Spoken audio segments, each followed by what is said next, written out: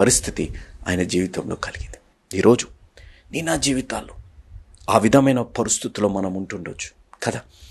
భర్త గురించి ఎంత ప్రార్థన, బిడ్డల వ్యసనాల గురించి ఎంత ప్రార్థన చేస్తున్నాం, విడిపింపబడాలని, భర్త మారు మనసు పొందాలని, బిడ్డలు మీ మాట వినకుండా, లేకపోతే భార్య మీ మాట వినకుండా ఉన్న పరిస్థితుల్లో మీ జీవితాల్లో కెరియర్ విషయంలో కానీ, వివాహ విషయాలలో కానీ, గర్భఫల విషయంలో కానీ నేను చెప్పే మాట, తమ్ముడుగా నేను చెప్పే మాట, అన్నయ్యగా నేను చెప్పే మాట, మీ తోబుట్టుగా, మీ కుటుంబంలో మీ తోటి విశ్వాసిగా నేను చెప్పే మాట, యు హ్యావ్ హోప్.